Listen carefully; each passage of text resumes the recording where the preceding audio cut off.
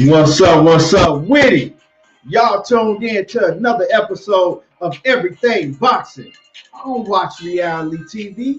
I watch boxing. There you go, talking that boxing again. Yeah. With the home partner, Money Brown TV. We waiting for Money Brown to get in the building. And y'all already know what to do. When you come in the building, hit that like button. Make sure that you hop in the comment section. Let me know you in the building. We got another jam-packed show for y'all today.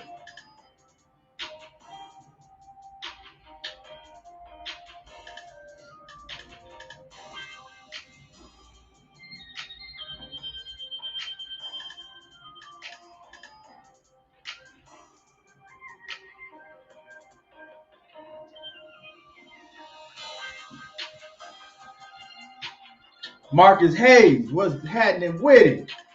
Salute to you.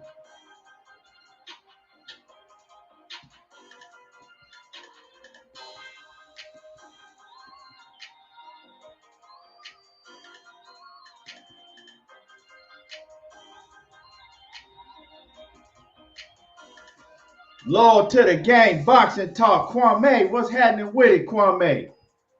My man, what's good with it, fam? Chris Mitchell off in the building. Bruce Gold, salute. What's happening with it?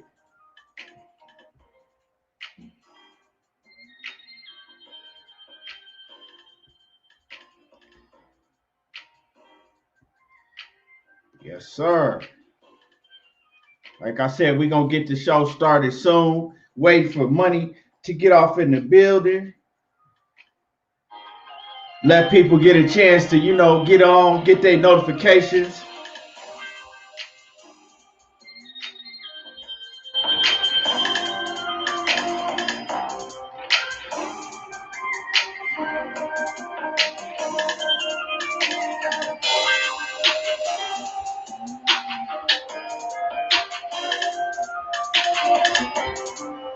And y'all make sure that y'all go subscribe to the Loyal to the Game, the boxing group. Also, make sure that you subscribe to Loyal to the Game Boxing Talk on YouTube. But make sure that y'all go subscribe to the new boxing group.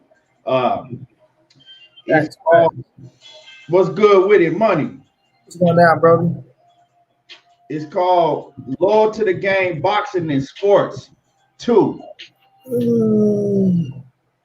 Yes, sir. How you feeling today, Money? Chilling. I can't call it, Brody. Blessed to wake my black ass up. You on that, man? What you think about that game last night?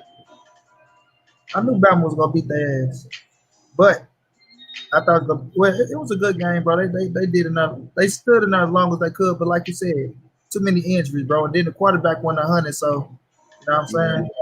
I would have liked to see how that game went if they Ohio State didn't have all them injuries, man. Yeah, and if that quarterback was 100 too. So if they was 100%, it'd been a better game. But that's the game, dog. That's the game, shit. Bama ain't supposed to take it easy on their ass. You're supposed to smash their ass. You got to wound an animal, do what you do. Yeah, right. Man, what you think about this news that's coming out with Deshaun Watson might be going, might be going to Miami on the trade. After they gave him that big ass contract? Huh? After they gave him that contract? He ain't feeling it, dog. He not fucking with the Texans no more. Like he wanted, basically they had promised him that they would look at I forgot what coach it was, as a black coach. They ain't even look at him, they ain't give him a chance. And Deshaun Watson, man, he ain't feeling that shit, dog. He pissed off. He threw with the Texans. Like he threw with him. He got a lot of internal problems going on, that he got with the Texans, and he don't want to play for them no more. But when you're on a contract, you ain't got a choice. Well, they talking about basically he gonna force his hand and force a trade. You could do that when you're a big dog in football. Shit, if they want to trade you, I don't give a fuck how much of a big dog you think. That motherfucker got the power once on the contract. They'll bench your ass. No, it's done.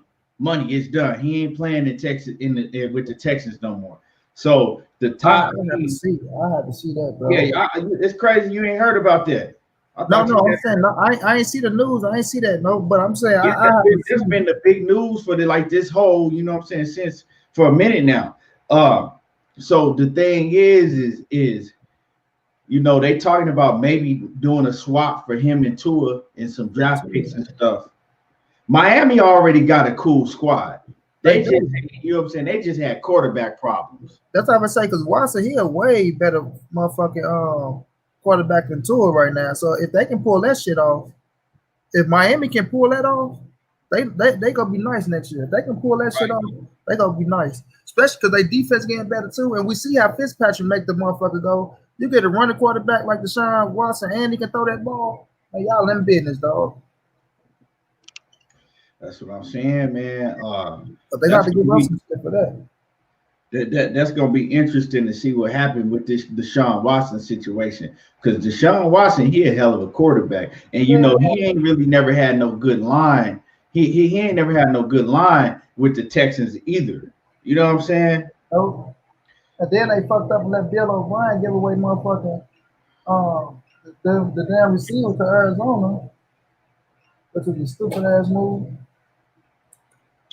Yeah, man. So that's something I'm gonna be looking at. Cause I fuck with Deshaun Watson, man. I Yeah, like me too. Deshaun Watson a lot. He a real one, bro. And like like you say, he's a hell of a quarterback, bro. He's Right, a hell of right. a quarterback. So I'm gonna be paying attention to that too. But if he can force their hand to trade him, bro, then I'll be shocked. Like I'll be shocked if It's they already like I'm saying. You ain't really been watching the news. It's already been kind of in agreement with. You know, they not he not gonna play with the Texans no more. So so he's just saying, fuck y'all. I ain't if I don't get traded, I ain't gonna play at all. Some type shit, huh? yeah, basically. So they gonna you know what I'm saying they gonna trade him. It's either gonna be like I think the top running teams is the Texans, the Jets. I don't know who else. Uh, whole HLD says it's up to the Texans. Watson locked in That's what I'm saying, early HLD. back contract. Yeah, but I mean, That's what I'm saying. That's a salary cap hit, but they got to try to fix that shit. It's gonna yeah, be they stupid. gonna fix it. They gonna fix it because he ain't gonna play him no more. Young Murray, the cut man, says trading to the Niners. Man, fuck your Man, Niners, man. what they need to do, right? What they need to do, since Dak Prescott, my team, the Cowboys, since Dak Prescott is still a free agent, they need to sign Dak Prescott and trade him and do a swap. Give us Deshaun Watson. Y'all can take Dak Prescott. How about that? I love it, man. I love it. For Jerry real. Jones ain't gonna make it happen, though, Key. Give us Deshaun Watson. We you know what I'm saying? We the Cowboys, we'll take Deshaun Watson, and then you know what I'm saying, y'all can have Dak Prescott and do whatever you want with him. Jerry ain't gonna do I it. like how that sounds. Jerry Dak is my boy, and I'm gonna roll with Dak Prescott. HLD said, "Oh fuck that." No, man, I like that, man. How that sound to you? How that sound to you? Deshaun Watson on the Dallas Cowboys. How that sound to me? Yeah. Man, I'm a Rams fan. I don't give a damn about that. But no, but that'll be a hell of man. If Jerry Jones can pull that shit off, dog, that'll be a hell of a move. That'll be a hell of And a you put him over there with them receivers, dog, and that offensive because the offense line gonna be better next year now. You feel me? Way better if they can come back healthy, right? The Cowboys? Huh? The Cowboys? Yeah, if their offense line come back healthy, bro, if they can get healthy on their offense line, shit, if you put Dak back there, man, that nigga might be the MVP. I don't know, dog, because they offensive linemen, they was already getting hurt up, and you know what I'm saying. Yeah, they was. They got some young cats like Leo Collins. When he come back, he gonna be you know what I'm saying, a beast. I think did somebody retire, Key? Lowell Collins, huh? Then one of them Yeah. Zach Martin retired. Zach Martin. Frederick. Wait, no. I think they both retired. Travis Frederick, I know he retired. Zach Martin was out for the season. Their offensive line was so hurt up. They was down to all of their third strings. I remember, dog. Yeah, they had not one starter and one second string line. I remember, dog. Man, I'm a Rams fan, young Murray. Of course, fuck that Niners. I don't care about the division, dog. Niners, Seahawks, and Arizona, man. Hey, Emerson said, "No good, man. Man, y'all got to quit hating on them Cowboys, man. We gonna come back." Hey, I'm saying it, but I don't even believe that shit myself, money. We ain't, I'm gonna keep it 100. The Cowboys ain't finna do shit until Jerry Jones step his old decrepit ass down from being a general manager. He wanted. We not finna do shit. And that defense is horrible. Them motherfuckers can't tackle as good as I can. Jerry Jones want to control too much. Be that bitch. What's going on? Salute Queen. Be that bitch. What's going down? Jerry Jones is Jackie Moon of the Jackie Moon of the NFL, Key. Man, that dude is pitiful, dog. And they're gonna be the owner, the GM, the coach, and one of the players. Yeah. HLD says the Chicago Bears will give the biscuit and folds for what will give them biscuits and folds for Watson. We need a QB. Yeah, the Chicago Bears. Oh, that's it. I didn't even think about that. Chicago Bears really need him. The Boxing Creed 215. What's happening? Yeah, man. But let's go ahead and get into this boxing, man. First thing I want to get into is Top Rank. So Top Rank money. Let me pull it up. Top Rank. They not gonna have no shows for a while, right? Top Rank. They not gonna have no shows for a while, man. Top Rank. I was reading, and we not gonna get no boxing from Top Rank. I think they gonna have. Let me see. It's yeah, we're not gonna get no boxing from Top Rank until February, right? So they got 2 shows in February. They gonna have Joe Smith Jr. versus Maxim Voslov, right? The Russian. He's 45-3 and with 26 KOs, and y'all already know who Joe Smith Jr. is. They supposed to be fighting for that vacant WBO, right? Yeah, for that vacant WBO. All right, and then on the undercard, you got Richard Comey versus Jackson Marinez, right? So that's in February, all right? And then on February the 20th, we got the Miguel Burchelt versus Oscar Valdez. So you're not gonna get nothing from Top Rank in January. You got 2 shows from Top Rank in February. We're gonna have 2 shows from Top Rank, and then nothing in March. They're not gonna have no boxing in March. I think they're gonna have like a show, one show, maybe 2 in April, right? And then so basically Top Rank not really gonna start up until May, but April or May. So we really not gonna see too many fights from Top Rank. From shit, you got 2, and then after that, you won't really see nothing until April or May. I saw Corey Frampton. You say February 27th, and Corey Frampton and Jamil Hearn on the 27th. Yeah, February. That's the same card. Nah, the 20th. You got February the 20th for Oscar Valdez and Miguel Burchelt, and then Frampton and them gonna fight in February. So you got a couple cards in February, but then in April. But in March, they going dark. In April, I think they only got like 1 show. And then so they really not finna open shit back up for Top Rank until like May. Really May, the summer, into the summer. And Bob Arum's whole reasoning behind that is because of March Madness. And then he's saying that he wanna kind of try to wait it out and see if we don't have fans. If we're gonna have fans, right? So we know that we're not gonna see no Terrence Crawford in the ring, right? We know that we're not gonna see. So with that being said, we already know we're not gonna see none of the big hitters in the ring. We're not gonna see Terrence Crawford against nobody until at least May or June, right? Summertime. Right, the summertime, at least May or June, and probably more towards June or July, right? So we're not gonna see Terrence Crawford in the ring for a while. So man, we and then PBC, I don't know what PBC got going on. I haven't really heard too much about PBC or Showtime, right? DAZN, even DAZN. Who DAZN got on the rising coming up? Shit, I know they got the Anthony Joshua fight supposed to be coming up. With who? I'm wrong. I'm sorry. No, I'm tripping. Hey, right? Nah, right. He just fought. They talking about him and Fury, right? But I don't know if that shit gonna take place. That ain't gonna happen. Yeah, that ain't gonna happen. Fury gonna have to fight Deontay Wilder, right? Or a Before tune-up. he do anything. Let's see. I gotta check and see. Yeah, man. It's like this is the time. You know, usually, right before the pandemic, the times that we wouldn't have no boxing would usually be in October. You know, we really wouldn't really get no boxing in October. But now it looked like, you know, and especially as far as yeah, you right, Stan Swoosh. Kovalev is finna fight. I think he fights not this weekend, but the next weekend. Kovalev is gonna fight. Yeah, Fighting that young cat that's what, like 6-0 with 5 knockouts or something like that. right there, knock his ass out. Yeah, he gonna knock out Kovalev. Kovalev gonna get his ass knocked out again.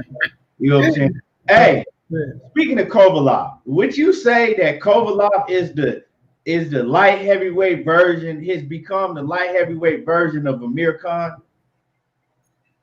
No, I won't say that. Because every time he get that, they use it as a stepping stone. Every time he get that chin tap, he's licking that canvas. Right. He been getting his ass. Oh, so you're just saying like getting his ass knocked out, like? No, I'm saying his chin. His chin has become Amir Khanish. Right. Ever since war stopped him, man, I don't know what the hell he been on. So he went and got knocked out by damn, what's my man name? He came back, got a scrap from. He took the scrap from him, then he came back and got him back. Damn, I can't get his damn. Are you talking about Elita Alvarez? Yeah, Elita Alvarez got his ass dropped. Got his ass whooped. Yeah, but I'm just saying he dropped his ass. And Anthony Yard dropped his ass too, didn't he? Nah, he didn't fight Yard. He fought. No, Kovalev. Kovalev did fight Yard. Oh, Kovalev. No, I'm talking about Elita Alvarez. Elita Alvarez got his ass. Elita Alvarez knocked his ass out, but he beat him. But I'm saying, just saying, all the people that dropped his ass, or did Anthony Yard hurt him, or did he drop him? Anthony, I know Anthony Yard almost had him out. Alvarez knocked him out. Andre Ward knocked him out. Kovalev knocked him out.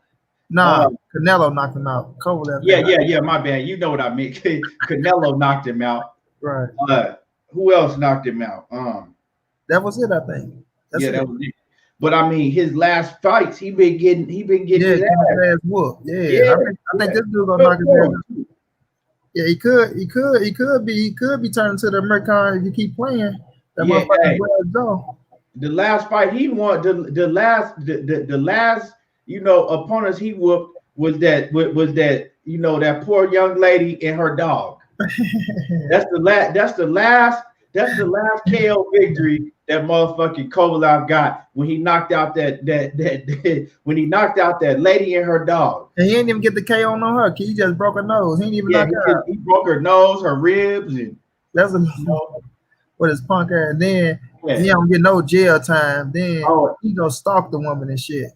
Yeah, like that's crazy. Like we ain't even. I don't think we put too much into that. But I mean, I did a whole show about that. I did a video about it. But Fred try to get his ass put under the chair.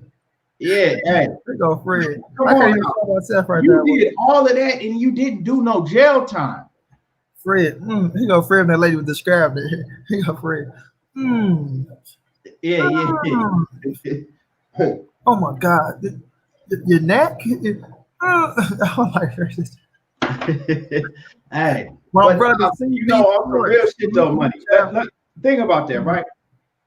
If that was Adrian Broner, right, that did that shit, all of that, he did all of that to that lady and didn't do not fucking 1 day in jail.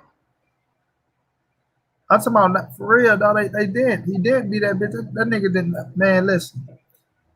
I don't even know if she even got to sue his ass. But I think she did get some money though. She did sue him. I don't know how much money she got. You know what I'm saying? Whatnot.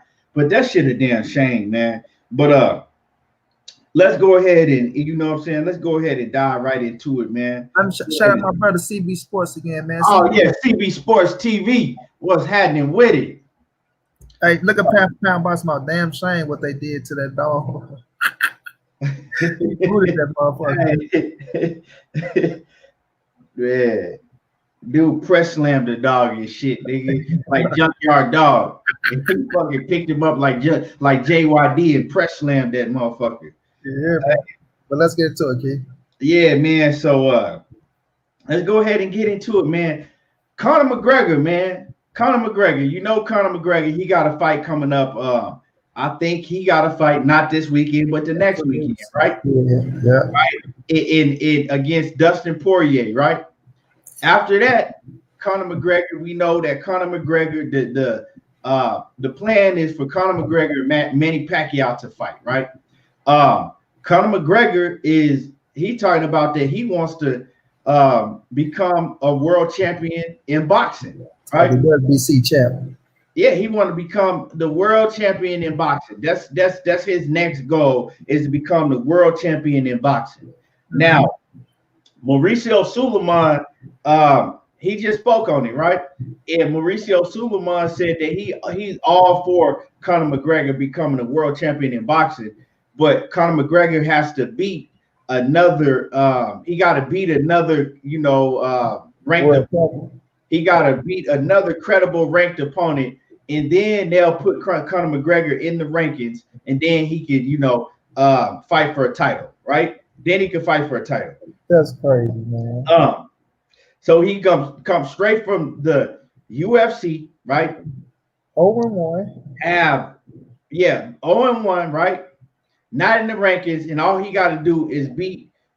Essentially, all he got to do is beat the number 10 fighter on the ranking system, and then he'll become ranked, and then he can fight for a title straight away. That's basically what they're saying. He's Lomachenko now, Pete. Huh? He's Lomachenko now. Yeah, so he could. It's funny because the article I was reading, he said, like, he mentioned Mauricio Suleiman mentioned Lomachenko. He said, we've had Olympians come and do it, like Lomachenko came and did it. He was like, so he wants to be like that. He was like, he wants to be like that. He want to come in, and they giving him the okay to do it. Crazy. Now this is the thing, right? They're giving him the okay to do it, but this is the thing, right? He got a long way before he can even get to that point, right? Because first he got to beat Dustin Poirier in the UFC, right? He got to beat Dustin Poirier in the UFC. That's not, you know what I'm saying? That's not set in stone. He might lose the weekend after next to Dustin Poirier in the UFC. So what happens if he loses in the UFC?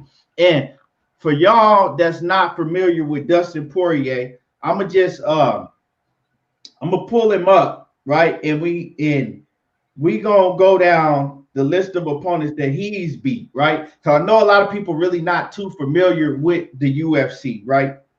So let's look at Dustin Poirier's UFC record. So he's 26-6. Let's see who he's fought. I know he fought Conor McGregor before years ago and he lost, but let me go down and see who he's fought, and I'm gonna just read it off to y'all. Hold on.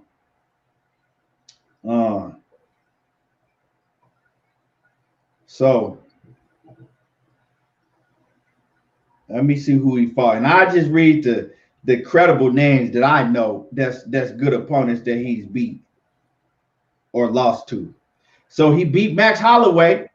So you know who Max Holloway is, don't you? Yeah, I know Max Holloway. Yeah. He beat Dustin Poirier. He beat Max Holloway back in 2012. So that was a long time ago. So you can't really count that. But that's when Max Holloway was Max Holloway too. Shit. So that must have been Max Holloway, he didn't get real good until a couple years ago. He was still kind of learning the ropes back in 2012. Max Holloway just hit his prime a couple years ago. So he's good now then? Max Holloway good now. So he just he's good now. Like if he beat Max Holloway now, then that'll be saying something, right? I don't even know if they're in the same weight class now, though, right? Yeah. Chan Sung Young, he beat him. That's the Asian cat. He got beat by the Asian cat. Let me see. Cub Swanson beat him. But see, these is all back. Let me see recently. So recently, let's go back to 2000. Okay, so he fought Dustin Poirier fought Conor McGregor back in 2014, and he lost to TKO. Right now, Conor McGregor back in 2014 was, let's say that he was up and coming, and he was on his shit back then. You know, now he didn't got the bag. I don't think that Conor McGregor is the same fighter that he once was in the UFC, right? He took some L's now. He's not as focused as he used to be, you know. And he's not as hungry. It's impossible for Conor McGregor, right? After all the money that he's made, to be as hungry as he was back in 2014 when he was still poor. Let me see who else he beat that I can, you know what I'm saying, that y'all might know. Okay, he beat Michael Johnson. Michael Johnson is he a black dude. He can fight. Michael Johnson's a hell of a win. He beat Michael Johnson. He beat Jim Miller. That's another good win. He fought Eddie Alvarez, but it was a no contest. He beat Anthony Pettis. That's a good win. I know. Damn. Hey, Conor McGregor might have a problem on his hands, dog. But Dustin Poirier in 2018, he beat Justin Gaethje. Now, Justin Gaethje, right, is the fighter that worked his way up to fight Khabib, right? Justin Gaethje is the one that just fought Khabib, right? Now, if y'all saw that fight, he gave Khabib a good fight. Khabib was too much for him, but Justin Gaethje is a hell of a fighter. And Dustin Poirier knocked out Justin Gaethje. So, and then he knocked out Eddie Alvarez, right? He beat Max Holloway again now. Now he didn't beat Max Holloway twice. This is in 2019 when Max Holloway was in his prime. You see what I'm saying? Right after the time out, if he beat Max Holloway now, that's saying something. And I just said that, and I have forgot that he fought Max Holloway, right? So he beat Max Holloway now, right? And HLD just said that Justin Gaethje is a different animal now than he was back then when he fought Conor McGregor back in 2014, right? And then let me see, hold on. Dustin Poirier, he lost to Khabib by a rear naked choke, right? But what's that saying? Everybody that lost to Khabib, even Conor McGregor that lost to Khabib. And then he beat Dan Hooker. His last fight, he beat Dan Hooker by a 5-round decision, right? Let's see what his record is in MMA. Dan Hooker is 20-9. Let me see if he beat anybody that's notable. He beat Al Aquenta. That's a good win. Edson Barbosa. That's a good win. So Dan Hooker, he good himself. So yeah, Dustin Poirier, dog. What's good with it, Bo Mac? What's happening with you? Salute to Bo. Bo Mac, what's going on, Bo? Yeah, so Dustin Poirier, yeah, man. Justin Gaethje, my bad. Or wait, no, Poirier. Dustin Poirier is yeah, man. Go back and pop that Hook and Ortiz fight up. We got you, bro. Oh yeah. Oh yeah. That's for sure, Bo Mac. That's for sure. We definitely gonna do that. We actually been talking about that. We have been talking about that. You know, I don't know. We didn't touch it yesterday, but before the shows, we've been talking about that. But yeah, man. So Conor McGregor, he got a problem on his hands, right? And Chris Mitchell, my family, Chris Mitchell, right? He is into UFC big, right? He know. I believe that Chris know more about the UFC than he know about boxing, right? I'm not saying he don't know about boxing, but he's a huge UFC fan, right? So if anybody know, I know that Chris know about the UFC, right? And he's saying that Conor McGregor is gonna have he said Conor versus Gaethje should have been the fight. Oh, he's saying Conor McGregor versus Justin Gaethje, that Justin Gaethje just lost to Khabib should have been the fight. But I think Poirier is a dangerous fight for Conor McGregor too. Yeah, Chris said yes, he more about the UFC. Yeah, so and I can't blame you, Chris. The way that some of these cats is moving in boxing nowadays, you know what I'm saying? Boxing is the mentality of a lot of these fighters is homemade, just straight up. You know what I'm saying? They don't have the same mentality that the fighters when I was growing up watching had. You know, boxing become watered down. So I can't blame you for fucking with the UFC more. But Bo Mac said that they start camp today. Whenever y'all want to come on, pump up the fight, I will. Yeah, definitely, Bo Mac, definitely. We go. That's a big fight. That is a big fight. That's a big fight. The hooker in Ortiz fight. That's a hell of a fight, money. And we gonna talk about that. We gonna get into that fight later on in this show. You know, KG Alexander, what's good with it? What it do? KP from KC5, what's happening? KP from KC5 says they walking around at Maxi Pass. Yeah, these a lot of these fighters nowadays, dog. I can't. And me and Money we had a long conversation about this shit last night on the phone, you know, and we don't 100% agree, but I think overall we kind of agree, you know, on this subject, man. When it comes to boxing and how some of these fighters move nowadays. Be That Beast says John Jones is a great trainer too. He's on his own level in the UFC. John Jones is a beast. You know what I'm saying? HLD says UFC for boxing is gimmick. UFC for boxing is a gimmick. Fun to watch, but not serious.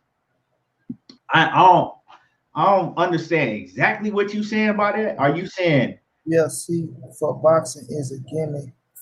Fun to watch, but not serious. Yeah, are you saying that boxing UFC is a gimmick? You probably trying to say UFC versus boxing. Probably. Versus boxing. Nah, UFC, you can't say that about UFC because even though I like boxing a lot better than I do. Nah, you talking about like a UFC fighter versus a boxer? I think that's what he's trying to say. Oh, versus a boxer. Yeah, of course. That shit is silly.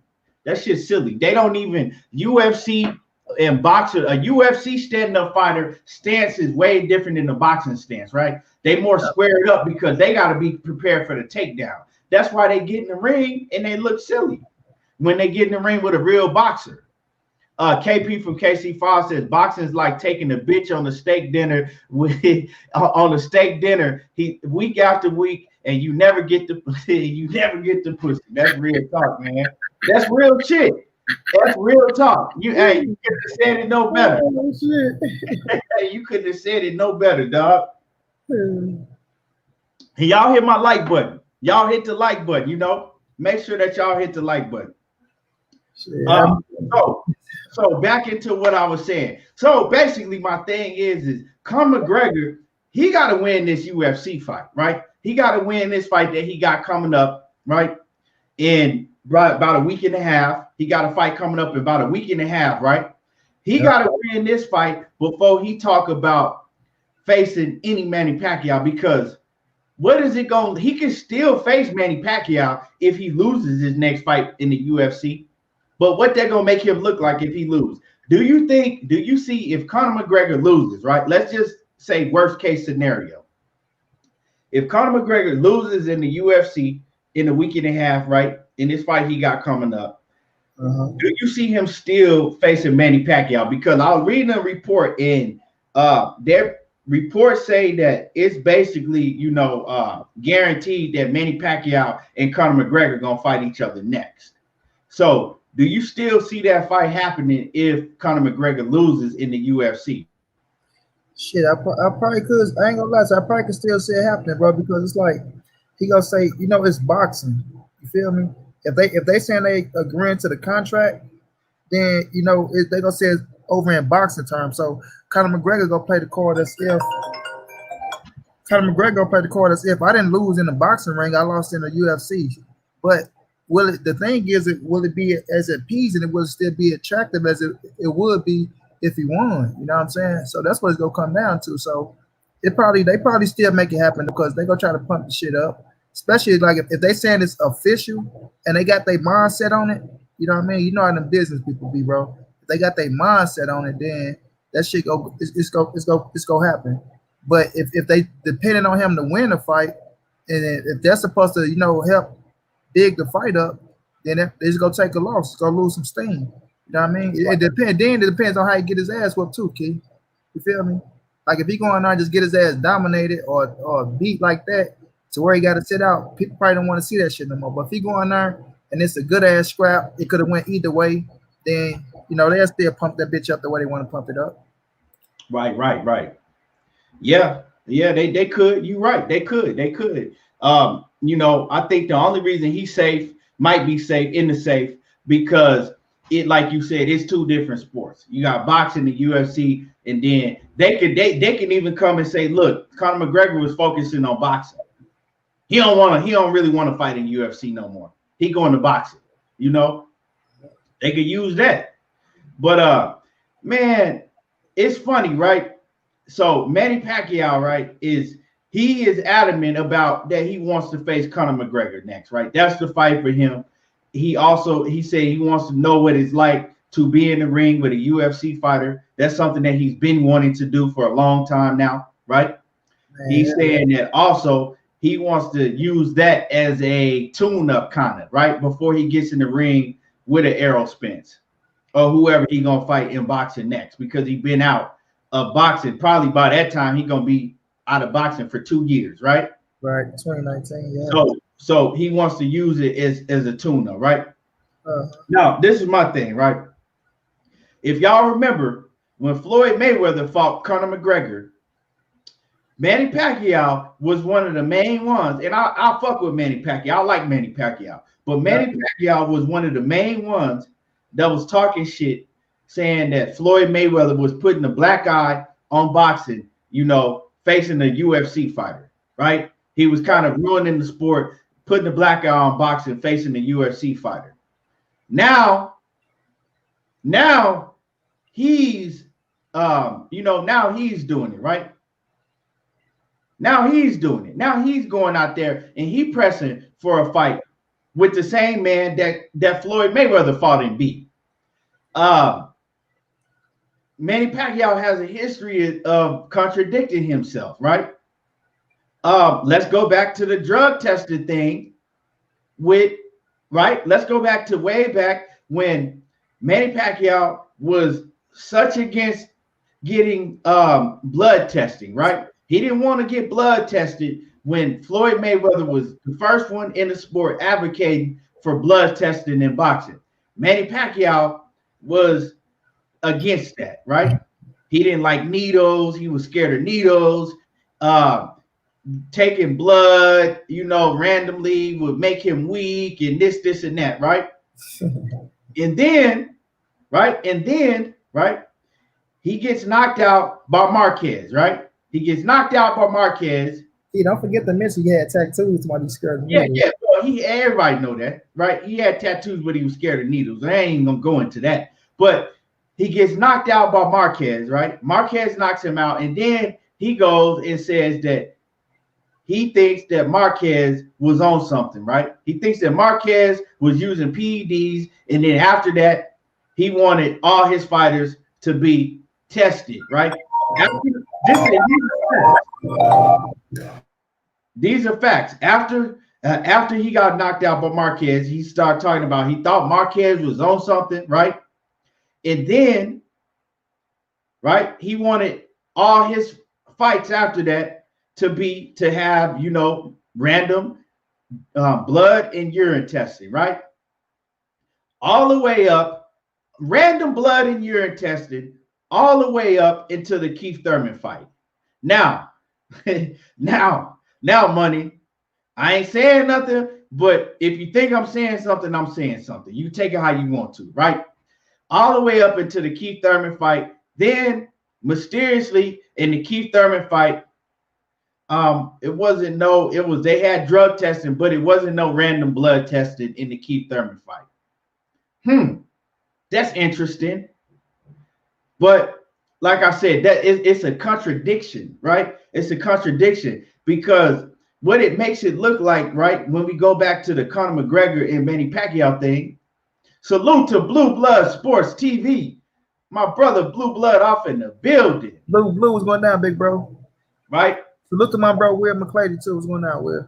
Yes, sir. And so it makes it look like a contradiction. It is a contradiction. It don't just look like it. It is a contradiction. And also it makes it look like that at the time when Floyd Mayweather was fighting Conor McGregor, right? When Manny Pacquiao was saying that it was giving the blackout of boxing and he was against it and he was vocal about this, right? It makes it look like that it was some jealousy on his part, right?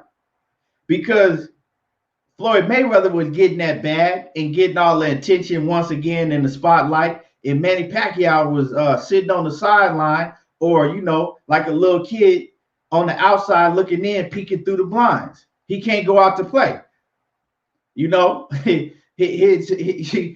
other big dog is out there playing, and he's stuck in the house and he can't go out to play. So what you think about that, man? It's like, we know it's all about money, right? It ain't like now you like, oh, I've always wanted to see how it is. I want to see how it feels to be in there with another MMA fighter and this, and that. Well, is it a coincidence that another MMA fighter is the same fighter that Mayweather fought? The same fighter that when Mayweather fought him, you were against it, saying that he was putting a black eye on boxing. Is that a coincidence?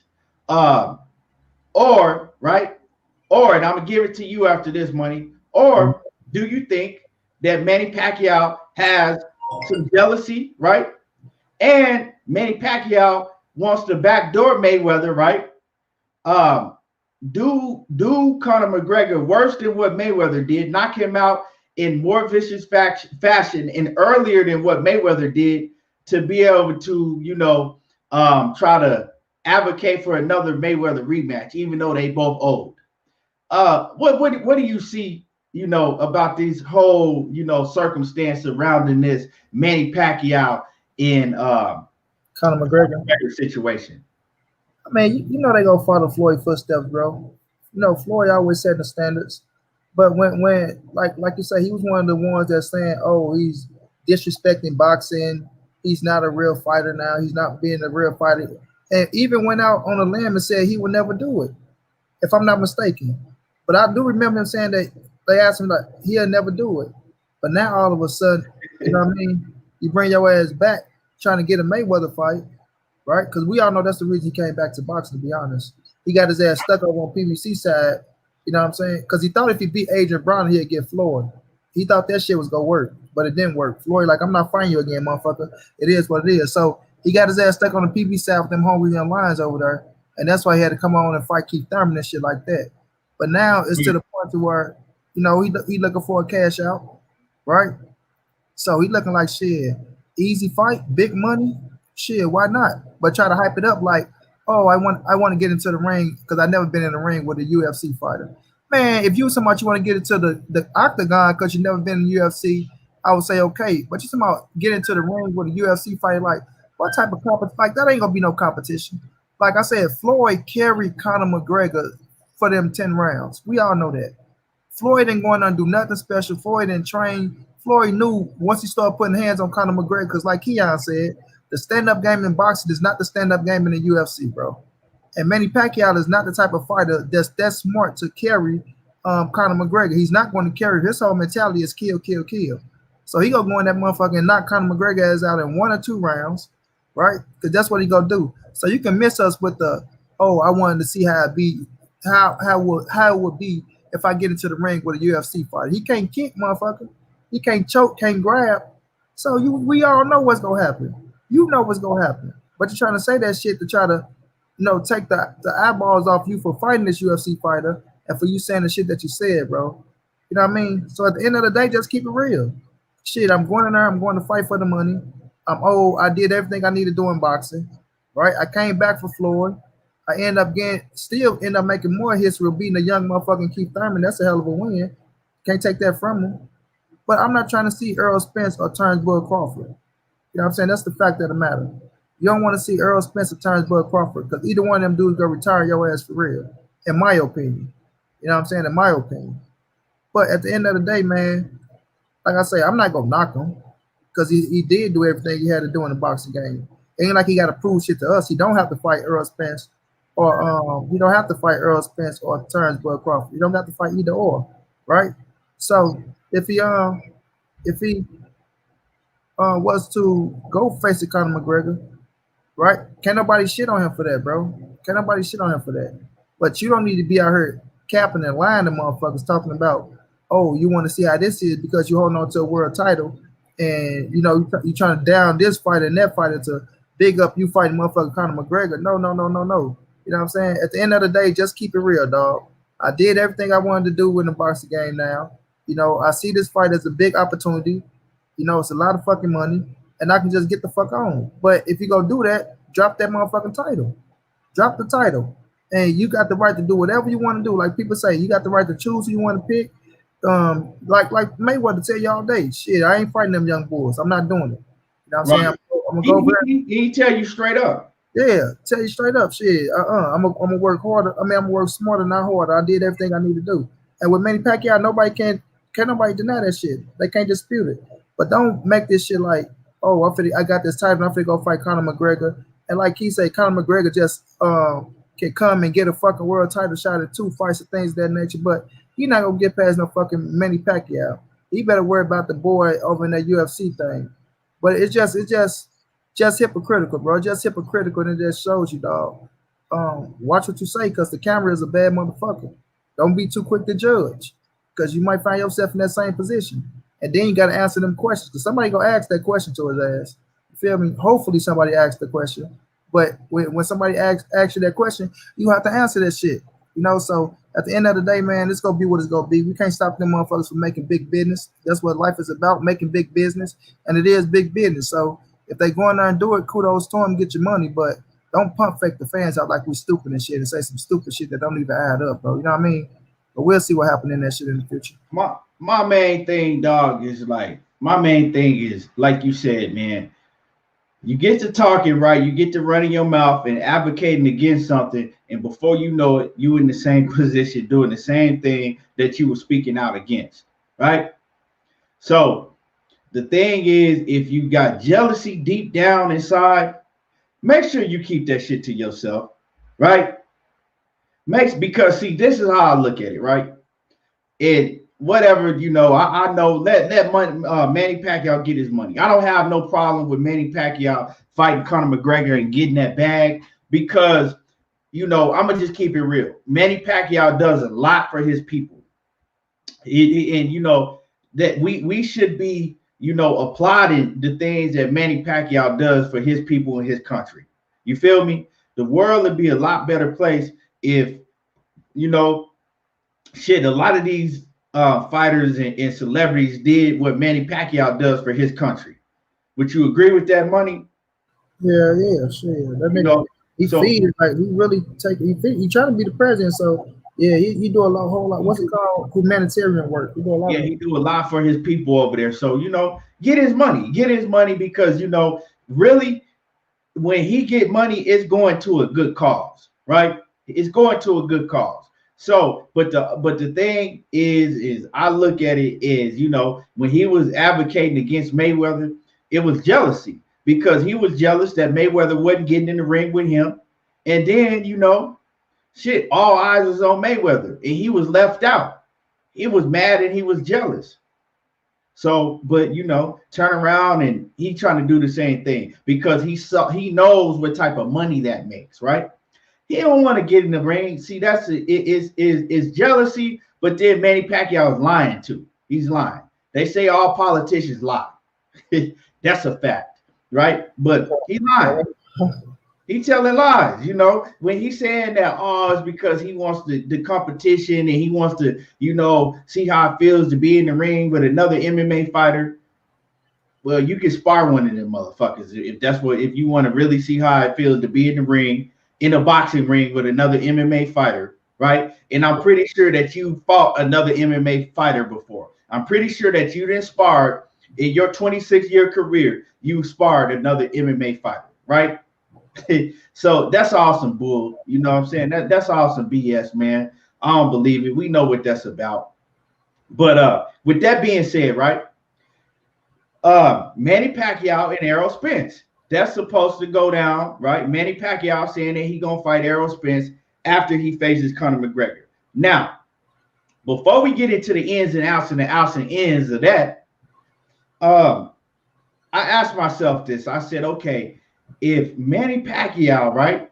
If Conor McGregor got a fight coming up on January 21st or somewhere around there, January something, right? He fighting, let me see, he's fighting Dustin Poirier on, let me see, let me pull it up real quick.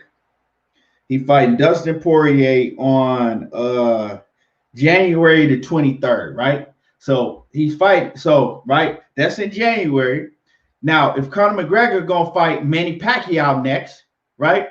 So let's say February, March, April, May, June, right? He probably ain't gonna give him 5 months because we know how they do in boxing, especially if they looking for a crowd to be there.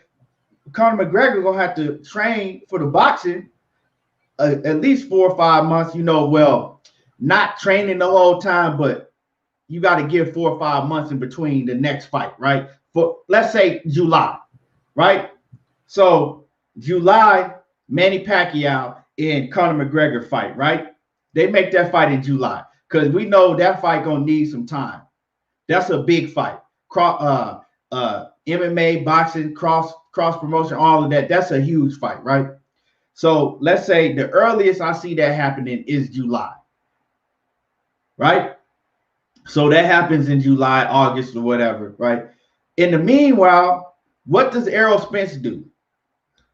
Does he wait around? Does he wait around for Manny Pacquiao to, go ahead and dust off Conor McGregor real easily and then make a fight with Manny Pacquiao towards the end of the year? That means that he would have had set out damn near a whole year again. Or does he fight in between? And if Errol Spence fights in between a Manny Pacquiao fight, right? We know it won't be Terrence Crawford because they both fucking sitting around waiting on Manny Pacquiao, right? To get more leverage, right? So Keith Thurman is a big fight, but right, I think Keith Thurman is a big fight. And of course, Terrence Crawford is a huge fight, right? But what they gonna do if we know he ain't gonna fight Terrence Crawford? Canelo Alvarez is off the table. Sean Porter is off the table because Sean Porter is focused on Terrence Crawford, right? So you got Ugas and then you got Keith Thurman.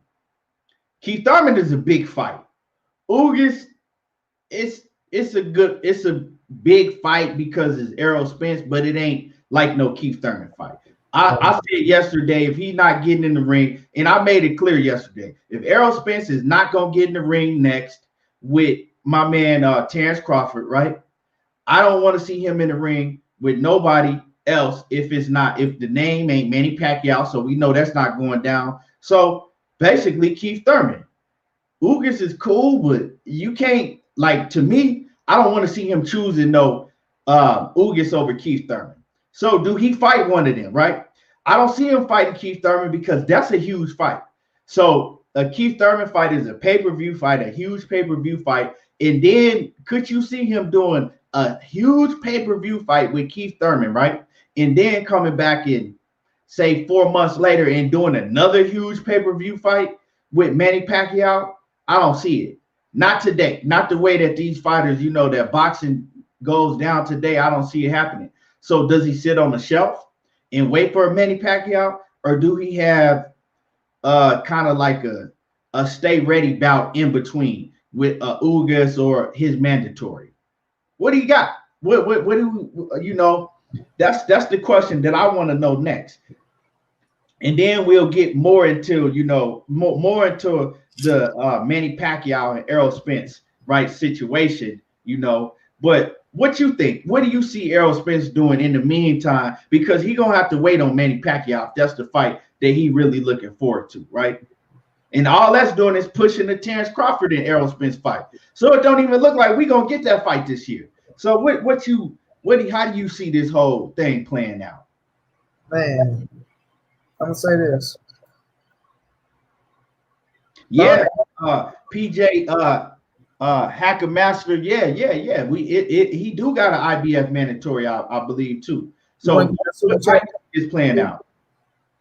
You want to hit that super chat up from Bernard Burton? Oh shit, I missed it. Let me go find the super. Okay, oh yeah. Salute to Bernard Burton in the super chat. He says, "What it do, fellas? Supporting the grind. We appreciate you. Appreciate the support in the super chat. And y'all make sure that y'all hit the like button. If you ain't hit the like button in the building, hit the like button. Go ahead, Money. Yeah, I was gonna say the thing is, if it comes down to EJ, Keith Thurman and Ugas, will Keith Thurman get into that ring like right away with Errol Spence? That's what it's gonna come down to because he's talking big shit. I heard he had said some more shit. I ain't read it, but I saw last night Keith Thurman said something else about Errol Spence. He talking all that shit. He got to. He talking big shit. So I'm with you. If you got a choice between Keith Thurman and Ugas, you got to take Keith Thurman, bro. You got to. Like, that's the biggest fight. You know what I mean? Nobody has beat Keith Thurman yet besides Manny Pacquiao. But in y'all generation, nobody has beat him. He beat Danny. He beat Sean before you. You know what I'm saying? If we keeping it real, right? He beat them before you. And he was the man. If he would have beat Manny Pacquiao, it would have put him right back to number one at welterweight. If we keeping it 100. EJ, my guy, I fucks with him heavy. But it would have put Thurman right back there at the welterweight division. You know what I'm saying? So if Thurman is available, he's saying, "Oh, I'm ready. I want to fight. You know, let's go, boy. You know, you got to get his ass in that ring, EJ, and fold his ass up. You know what I'm saying? Got to fold his ass up. And like you're saying, Keith, I can see him doing Thurman and Pacquiao back to back because I feel like that's EJ. He got that kind of heart. And plus, if he fight Thurman." Let me. I don't mean to interrupt you. Go ahead, bro. I said I don't think it's gonna happen. I'm not saying because of Errol Spence. I'm saying because of the powers that be in boxing. You know how they move with making big fights like that. They you know what I'm saying. They'll pay them a lot when they fight. But then if they pay them a lot, they gonna make them sit on the shelf and only fight once a year. Yeah, that's the thing with the PBC. But go ahead. If he go fight if he fight Thurman like you said in June or some shit like that, then that'll be his 2 times a year. You know, they only be fighting twice a year. So that'll be his 2 times a year. And then you gotta think about this. That could be Manny Pacquiao last fight too. So if they do set it up like that, it'd be cool. But like I said, it's gonna come down to Thurman and what he want to do. But Earl saying, I heard him mention fucking Ugas' name and shit. Like, yeah, I'll fight Ugas, so Ugas there. So I ain't gonna be pissed off at it all because, like I say, I do like Ugas, and I do think he deserves a world title shot after what he been doing. But you ain't Keith Thurman, bro. You don't even speak English. You know what I'm saying? So you think about an Errol Spence and a Keith Thurman fight with the back. I mean, they past history. Like, man, that shit gonna be far worse. And I'm keeping real, Keith. Like I said before, bro. The first 6 rounds, Keith Thurman is dangerous for anybody. You know what I'm saying? In my opinion, because that motherfucker can crack. He's dangerous for anybody, bro. So I would like to see him fight Thurman if it's no Pacquiao, if it's no Bud. I feel like that's the next best credible opponent. That means you done went on ahead and cleaned out the PBC side, right? You cleaned out the PBC side. So now, only one there is Manny Pacquiao. And if you get his ass out the way, then you ain't got no choice but to see Bud next. And then you can ride on off to the motherfucking 154 pounds. But would it work that way? Like he said, man, the powers that be sometimes don't put shit in play like that. They might put him in there against Ugas knowing that Manny Pacquiao is in September. We ain't gonna say September, somewhere in the fall time. So we'll just have to wait to see how he plays cards, man. But he do hold the ace card, but he know more credible opponents mean better for your history. And Ugas is a good name, don't get me wrong. But putting Ugas on your resume and putting Keith Thurman on your resume, motherfuckers will say, I'd rather put Keith Thurman on my resume. A 2-time welterweight world champion, once unified.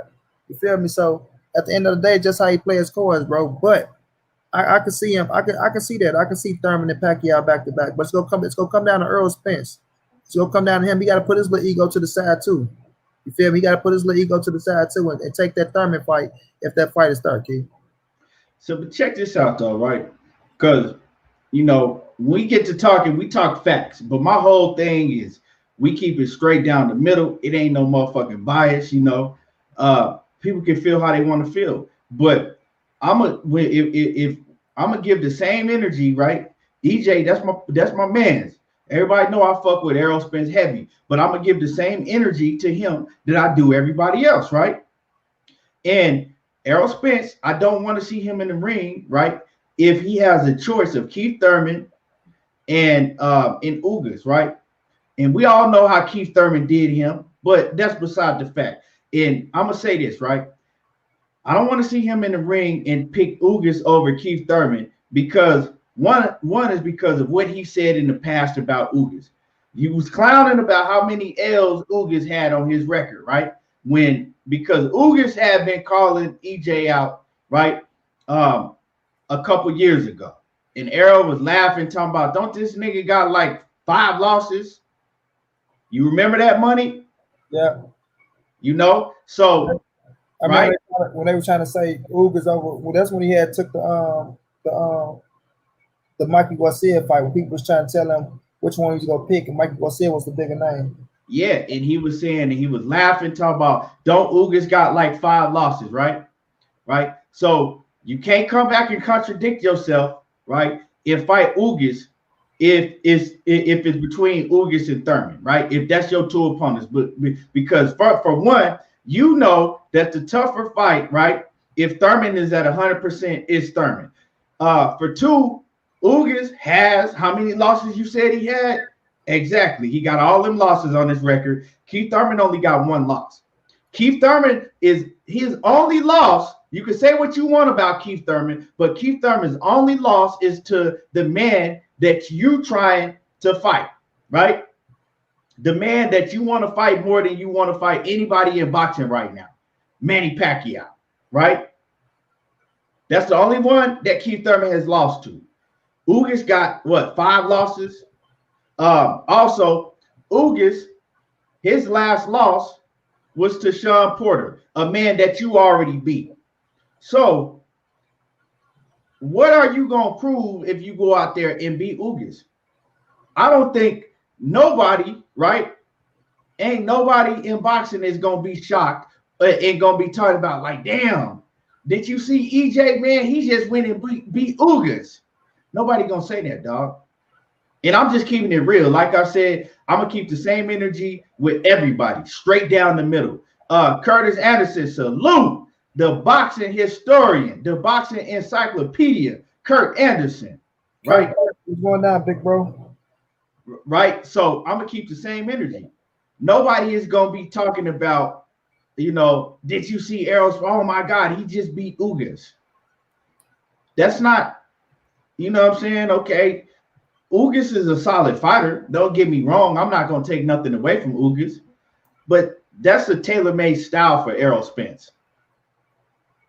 Like when them bet lines come out, Errol Spence is probably going to be a negative 900 favorite to beat Ugas.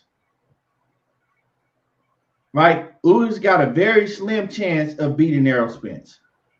I know a lot of people feel like that Ugas beat Sean Porter, and I actually thought that Ugas beat Sean Porter too until I went and watched that fight over, right? Went and watched the fight over because I think it was Blue Blood. I think I was disagreeing with Blue Blood, and Blue Blood was saying, no, Sean Porter won that fight, this and that. And me and Blue Blood was talking about, and I'm like, I gotta disagree with you. I was like, Ugas won that fight. And Blue, I think it was Blue, he was telling me, go watch the fight again. So I watched the fight again. I watched it twice, and I had Sean Porter winning by like 2 rounds. But nevertheless, that wasn't even the best Sean Porter. You see what I'm saying? That wasn't even the best Sean Porter. Sean Porter had a problem making weight in that fight. He had to cut his goddamn nappy braids off. That wasn't the best Sean Porter, but he still did enough, and he still had enough in him to beat Ugas. Right? So, I don't know. Ugas is a cool fight. but it's not when you have a choice. If you have, and I'm not even saying that Keith Thurman is going to be a fight available on the table. I don't know. I'm just speaking hypothetically. If he has a choice to fight Ugas or Keith Thurman, I don't want to see him fight Ugas. Money. You mind if I let's get the chat.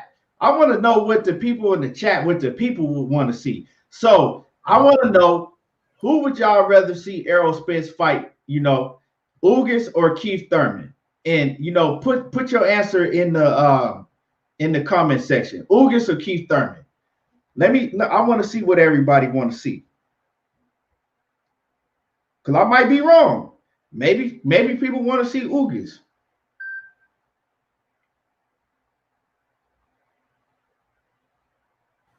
One for Ugas, 2 for Thurman. Hold on. I don't see that. I don't see the comments. Hold on. I'm not getting them. Where you getting them comments at? I don't see the comments. Ain't nobody saying that yet. I just said put 1 for Ugas and 2. Okay. Yeah. Just put in the 1 for Ugas. Okay. Here they is. They coming in. Thurman. Victor Alvarez said Crawford. We know that. So Curtis Anderson, he said Thurman. Let me see. Victor Alvarez, we know that. Well, we all want to see Crawford. That's a no-brainer, but that probably ain't gonna be no option next. Bruce Gold says Spence versus Thurman. Yep. Bernard Bird says Thurman. Ebony Queen, she say Thurman. That guy says Thurman. Joe the Beast say Thurman. I'm trying to see EJ in one time. Yeah, KG Alexander say Thurman. Pound for Pound Boxing Channel say Thurman. Phil J508 says either. But Ugas has a belt. Okay. So basically, I mean, it's overwhelming Thurman. Victor Alvarez, you crazy, dude. Pound for Pound Boxing Channel says, let Boots and Mikey fight Ugas. Let Boots or Mikey fight Ugas. Yeah, that's a good one. What you think about that? Jerron Boots or Mikey, they fight Ugas. That'd be a hell of a fight, but I think Ugas trying to get him a world title fight. HLD says Ugas earned his spot. So you think that Ugas earned the spot over Keith Thurman after losing to Sean Porter, which Keith Thurman beat Sean Porter, right? After and he got 4 other losses on his record. I feel what you're saying, but not over Keith Thurman. Right, that's what I said. I feel like he deserved a world title shot too, HLD, but not over Thurman, bro. KP from KC5 says if Ugas takes Thurman and wins, he on a Trinidad-like run. Yeah, like come on now, think about that, right? Errol Spence came in the division, right? When he came in the division, the names was Keith Thurman, Sean Porter, Danny Garcia, right? Those were the main names that he was calling out, wanted to knock down, right? He already knocked down Sean Porter, knocked down Danny Garcia. Keith Thurman, the only one left. Not to mention Kell Brook, right? Keith Thurman is the only one left out of the Fab Four. Yeah. Right? If that's the case, you would have accomplished, right, one of your goals that you set on, right, when you came, when your name started really ringing, or when you were still a young buck coming up in the welterweight division, right? Because you had 2 goals. One was to become undisputed, and your other goals was to fight Danny Garcia and whoop him, fight Sean Porter and whoop him, and fight Keith Thurman and whoop him. Ugas wasn't in that plan. Nope. KP from KC5 says if he take Manny or Bud next and wins, he on some real shit. Well, yeah, we all want to see, don't get it twisted. Me and Money are not advocating for him not to fight Bud Crawford next. We just being realistic, right? We being realistic with the simple fact is that both of these dudes, Bud Crawford and Errol Spence, they waiting around to see what Manny Pacquiao gonna do.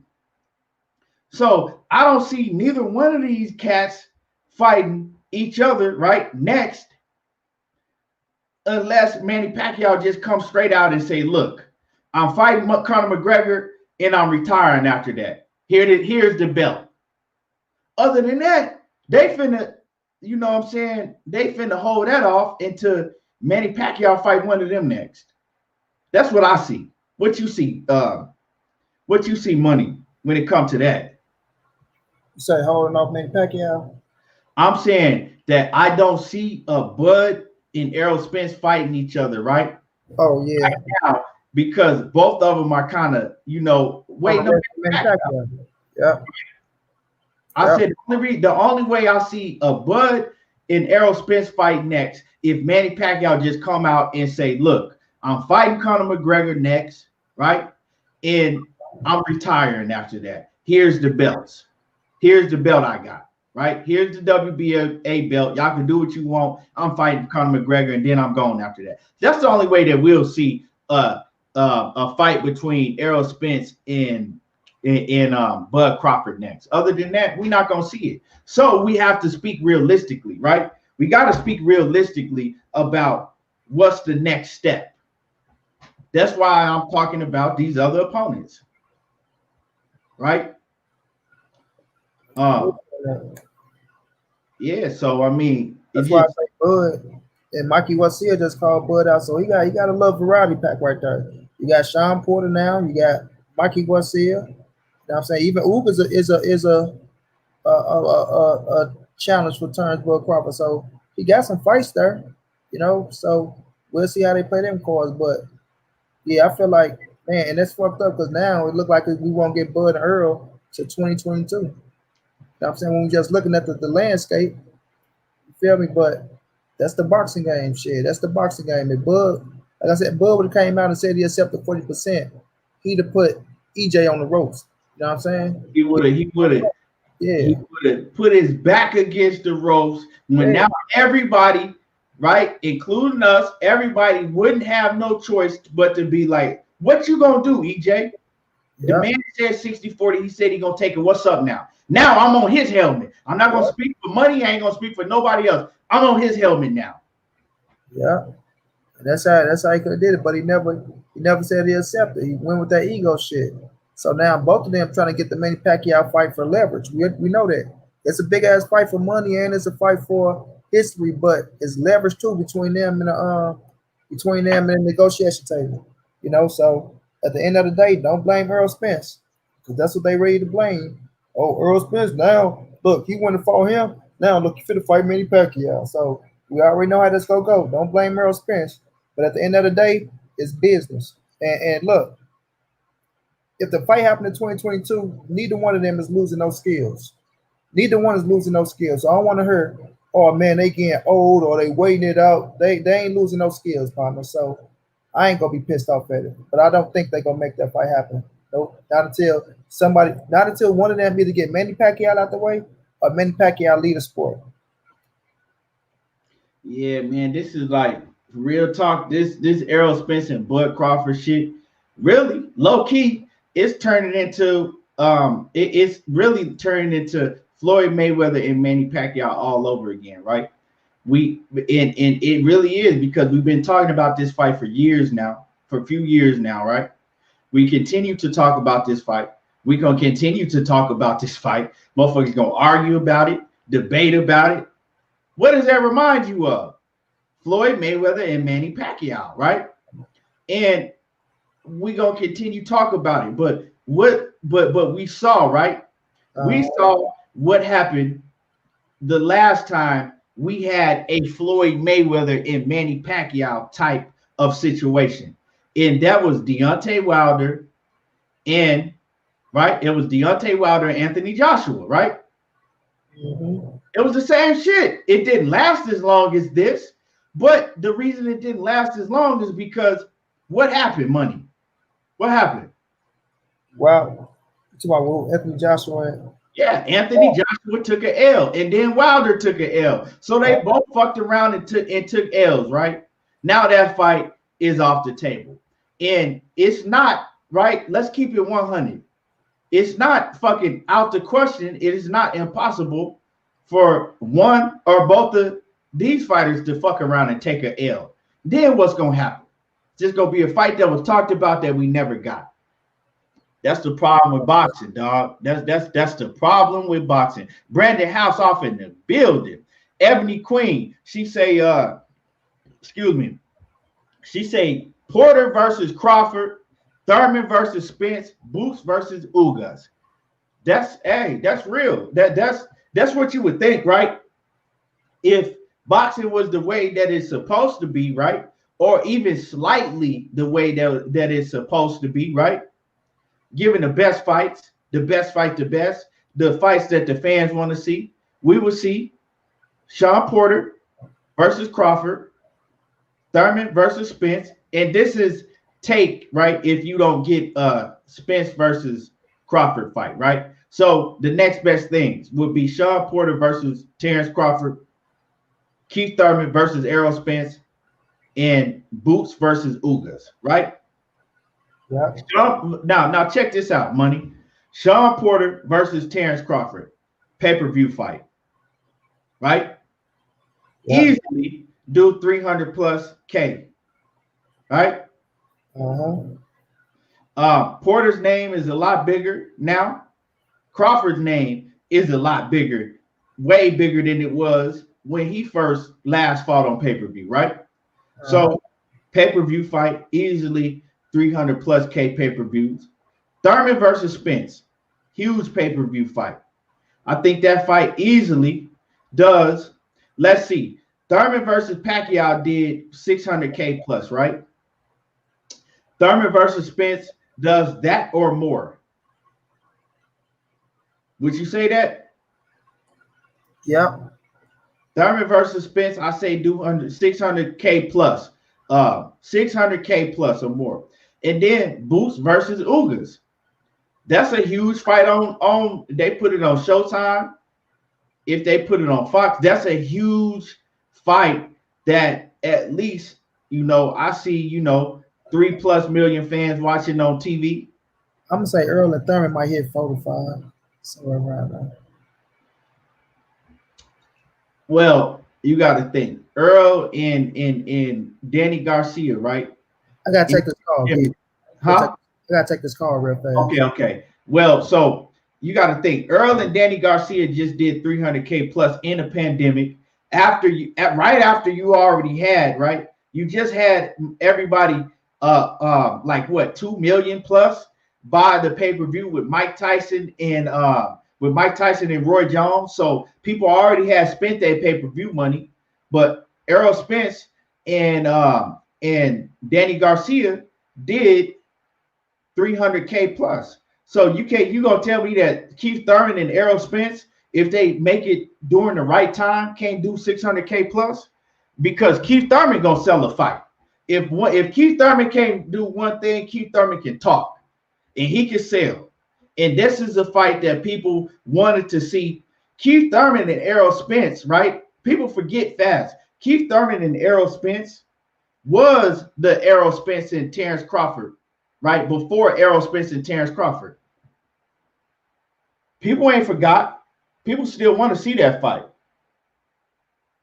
That guy says a fighter that Ugas should be calling for a Mikey fight, benefit for both, and with the situation with Pat getting all the respect from the WBA. Yeah.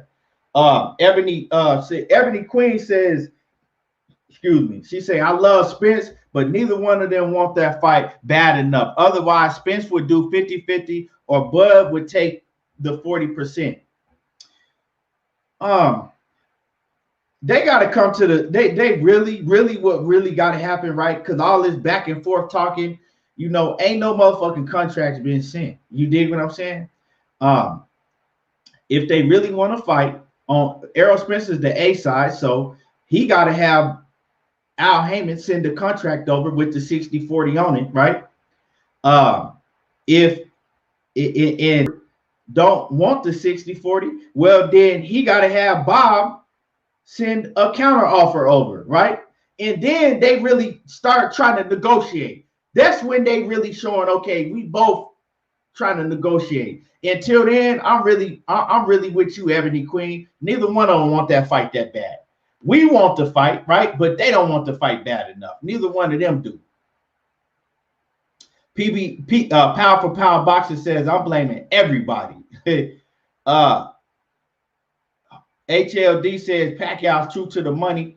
PJ Master says, he says, you making it sound like EJ is ducking. If Bud took the 60-40, EJ would not be one of the on the ropes. The fight would be on. So until Bud agrees to 60-40, there will be no fight. As simple as that. He must be talking to somebody else. But yeah, 60-40. But my stance on that 60-40, right, is that's a very generous offer, right? That's more than fair to Bud Crawford. But if you just really, if you Bud Crawford and you really want to fight, you're gonna take that with no hesitation. You're gonna take the 60-40, right? As far as EJ, now if he really want that fight, he like, man, he'll give him 50-50 if he just like fuck it. You know what I'm saying? Because we've seen that happen, right? We've seen it happen to where you just really want to beat somebody's ass and you like fuck everything else. I just want to get in there and prove myself and prove to everybody I'm gonna whoop his ass. Fuck it. I give him 50-50, but he don't gotta give him no 50-50 because 60-40, right, is more than what he deserved or what he deserved, however you want to see it. But you know, like I said, I agree with what Ebony Queen is saying about the situation. Neither one of them want to fight bad enough.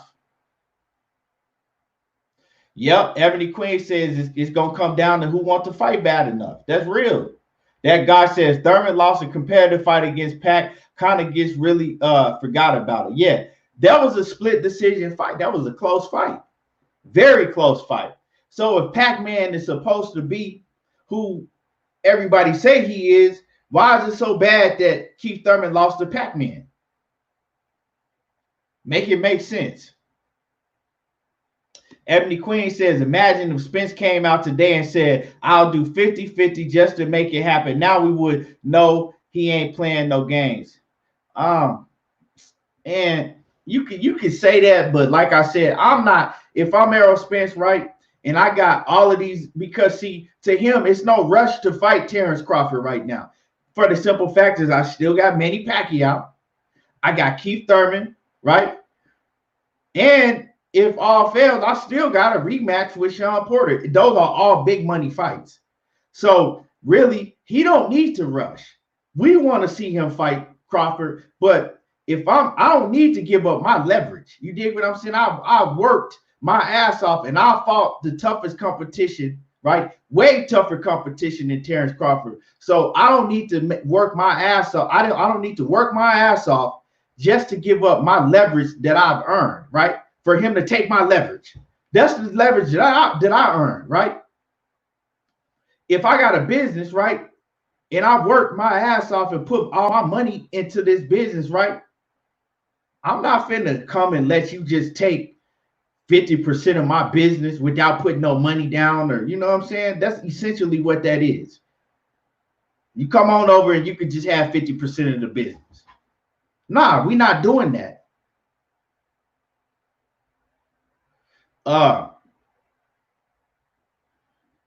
First of all, Bud, I mean, we already know who you are. I mean, come on now. This dude, bro, why would another grown man make his name, right? Why would another, see, this is the type of shit that I'm talking about, right? Right? We got Bud Crawford fans, and then we just got Bud Crawford D-Riders, right? Why would another grown man make his name Bud pound for pound? And then you're going to try to come in here and make an argument about Bud Crawford and Errol Spence? Would you say that would be biased? If my name is Bud pound for pound, I mean, come on, that just says it. That says everything. That says everything. Your name is Bud pound for pound. And I want to say this. You said that Derek James says 20%, right? It doesn't matter what Derek James said. Derek James is Errol Spence's trainer. Derek James tells you all the time that he don't got nothing to do with no negotiations. He said he trained the fighters, the business part, he don't have nothing to do with that, right? That's Derek James's opinion, just like everybody else's opinion. So you're not making no point about if Derek James said it doesn't matter, right? That's just Derek James' opinion. Derek James doesn't make any type of business decisions. And I'm not saying this knocking Derek James. I'm saying it because Derek James always tells you that he don't make no type of business decision. Right? Okay, look, check this out, right? Y'all make this make sense to me, right? A man, right? A grown man that has his username is Bud Pound for Pound, right? His name is Bud Pound for Pound, right? But Bud Pound for Pound, he comes in here and says that everybody in here is Spence fangirls, right? He says that make this shit make sense to me. Where do these weirdos come from? His name is Bud Pound for Pound, but we are Errol Spence fangirls, right? A grown man that made his name Bud Pound for Pound. That's your screen name. But we are Errol Spence fangirls, but your screen name is Bud Pound for Pound. All right.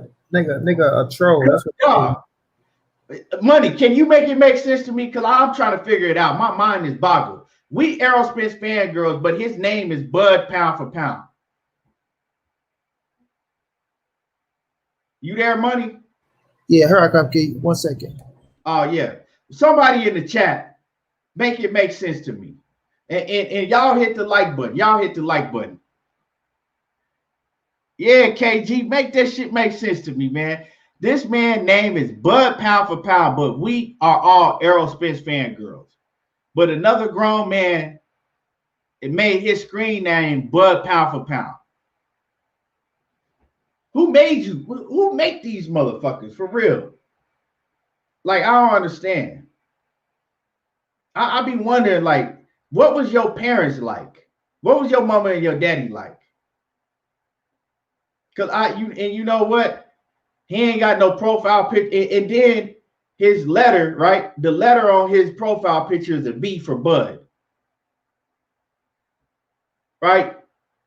So what I do wonder is, I really hope that this is a kid. I hope it's a kid. I hope this ain't no another grown man. That's all I got to say. I'm just going to give him the benefit of the doubt and just say that this is a kid. Right?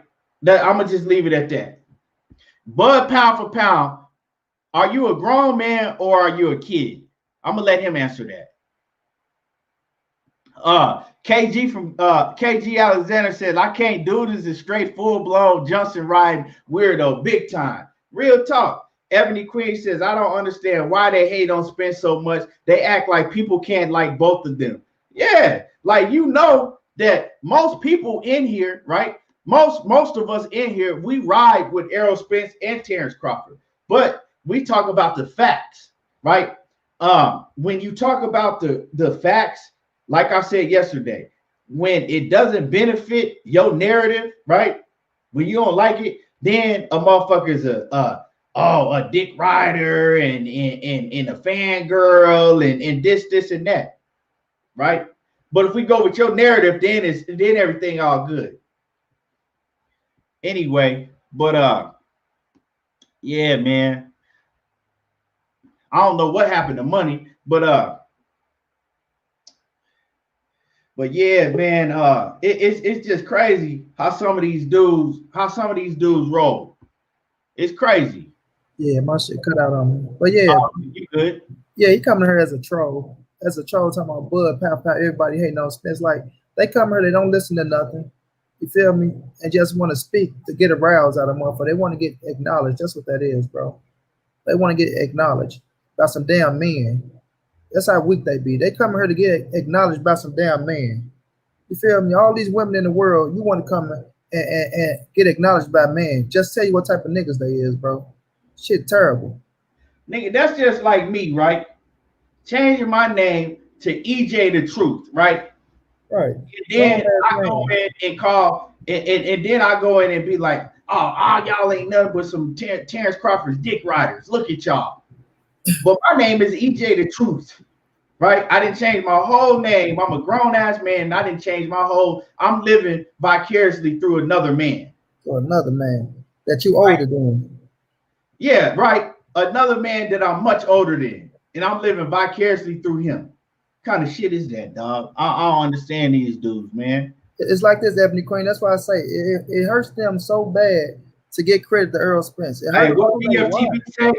And it hurts so bad. And it hurts so bad. Hey, man. But like, why, bro? Like, why do it hurt so bad for them to get credit to Errol Spence?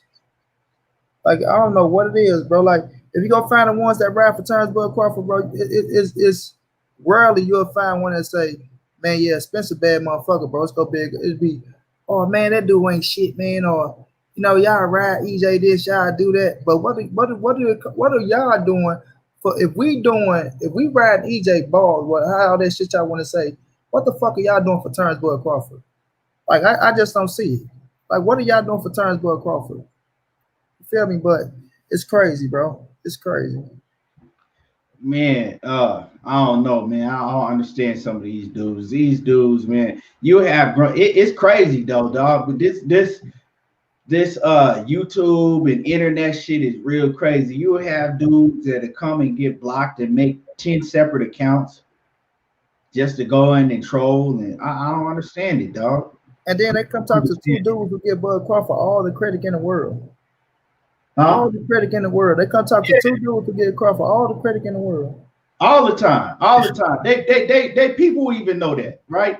But as far as Terrence Crawford, because we've been talking about Errol Spence before we wrap it up, because I'm gonna get ready to wrap it up. As far as Terrence Crawford, right? I want to see Terrence Crawford in the ring. If it's not Errol Spence, like I said yesterday, I want to see him in the ring with Keith Thurman, Sean Porter, or shit, even Ugas. I give him a pass. He can get in the ring with Ugas, right? Keith Thurman, Sean Porter, or even Ugas. If it's not, we know it ain't gonna be EJ, and we know it's not gonna be Manny Pacquiao. So yeah, that's what I want to see with him. Those are all great fights. What's wrong with that? What's wrong with that, Money? Nothing at all. You said Mikey Garcia? I put Mikey Garcia on the list. I wouldn't put Mikey Garcia on the list because Mikey Garcia, it's not realistic, right? It's not realistic. Mikey Garcia said that he wants to fight Terrence Crawford once Terrence Crawford leaves Bob Arum.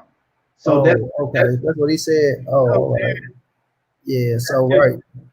Like that's like saying because he ain't doing business with Bob, so you don't want to fight. Like, come on, man. You got to put feelings away. If the business makes sense, it's never personal. It's no only business. You got to make the business happen. But the names that you did name, yes, me too. That's them hell of a names that you need on your resume.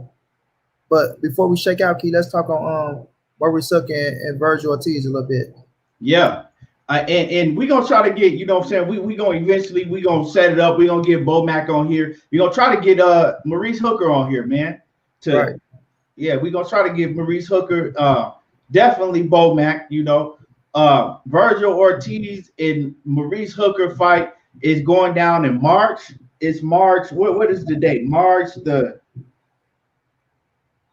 let me look it back up. Let me look it back up so I can give y'all. I think it's in March. It's in March, right? Yeah, I think it's in March. Yeah. Right? It's on March. They got it set for March the 27th on the Zone. Yeah, right? I was gonna say the 27th too. Huh? I was gonna say the 27th too. Yeah, March the 27th on the Zone, right? That's a hell of a fight. Action-packed fight because let's keep it 100. I don't know, man. I'm really, you know what? Because we know Virgil Ortiz is the up-and-coming rising star for Golden Boy, right? Ryan Garcia got all the fanfare, but Virgil Ortiz is the one that got the skills, right? Virgil Ortiz is that dude that he can't sell like Ryan Garcia, but he got the skills, right? Virgil Ortiz essentially has the skills to get in the ring and be the cream of the crop of 147. A lot of people believe that, right? Him and Boots Ennis, right? They are supposed to be the next big thing. But Maurice Hooker, right? Maurice Hooker moving up to 147 pounds. Maurice Hooker was undefeated all the way until he, took an L against what's his name? No, he beat him. Fuck it. Ramirez, wasn't it? Ramirez. Yeah, Ramirez, right? Against Jose Ramirez. But we know that Maurice Hooker, he was having problems making 140, right? Maurice Hooker was always having problems making 140, right? That wasn't really his strong weight class because he was having to drop so much weight to even make 140. So I say this to say that. I say that to say this. How good is Maurice Hooker really gonna be? And now we know that he's been in camp with Bomac, working with Terrence Crawford in the whole camp over there, right? They've been working with the whole camp with Bomac as his trainer. They've had time to mesh together and train together, right? We know Bomac is a great trainer. I think this is what Maurice Hooker needed, right? I'm pretty sure they're gonna work. They've been working on his defense. They've been working on the holes in Maurice Hooker's game, right? Maurice Hooker, right, he can bang, like that guy said. Maurice Hooker can bang. Mr. De Niro, salute. Maurice Hooker is a dangerous fight for Virgil Ortiz, right? On the outside looking in, you would favor Virgil Ortiz. Virgil Ortiz is going to be the favorite, right? But this is a dangerous fight for Virgil Ortiz, right? Because, like I said, what if Maurice Hooker was just weak in that Ramirez fight, right? What if he was weak? What was having to cut down so much weight? Because Maurice Hooker is what, like 6'1"? 6 foot? How tall is Maurice Hooker? About 5'10", 5'11". He tall. Let me see. I'll pull it up right now. Let's see how tall Maurice Hooker is. Let me see. So he 5'11", 6 foot, right? So Maurice Hooker, let's just say he about 6 foot, right? Right. So he's tall. For 6 foot dude making 140 pounds, that's tall. So, and he was having to cut a lot of weight. So what if Maurice Hooker is much stronger at 147? What if Maurice Hooker is steady getting better with Bomac? How dangerous of a fight is this for Virgil Ortiz? I feel like it's dangerous, bro. I feel like it's dangerous on the fact that he never faced somebody like Maurice Hooker. But we know that the knock on Maurice is that Bomac kept him with defense. That's what it's gonna come down to. We know he got offense, he can fight. And like I said, he got real power. Maurice got some power. So Virgil can't get in there and get careless. It's gonna come down to, did his defense get better? You know what I'm saying? Because we know his offense is his defense from what we've seen. It's gonna come down, did Bo help out and did he get sharper with the defense? You know what I'm saying? So with that being said, that's what I'm gonna be looking forward to. The game plan of how to not take too many punches, or how to at least try to take some steam off some punches. You know what I mean? Because early on, it's gonna be a banger. It's gonna be a banger, bro. And I'm looking forward to see, can Virgil Ortiz take the power of Maurice Hooker? Because he do got some real pop. He do got some real pop. So with that being said, what we've seen overall is Virgil Ortiz is looking like the better fighter. But it's like you say, Keith, how much better did Maurice Hooker get with the Bomac count? Bomac got dogs, and they work their ass off. So they pushing each other. It's going to come down to, did he fix a few problems with his defense, dog? That's what I'm looking forward to. And if he did, then it's going to be tough for Virgil Ortiz's ass. He ain't finna just walk in there and just do Maurice Hooker like he did everybody else. But if Maurice Hooker get in there and it's just the offense Maurice Hooker, if you go back to just being that banger, then you give Virgil Ortiz all the chance in the world to knock you out. You know what I'm saying? Give him all the chance in the world to knock you out. Because Virgil can he ain't no little dude himself. He ain't short, is he? Virgil Ortiz about 5'10", ain't he?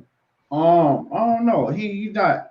He ain't as tall as Maurice Hooker, but Yeah, Virgil, he's he's taller than he's not a small. He's not a small welterweight either. Let me see yeah. how big Virgil Ortiz is. Because Virgil Ortiz started at 142, if I'm not mistaken. Virgil Ortiz, he Or did 5'10".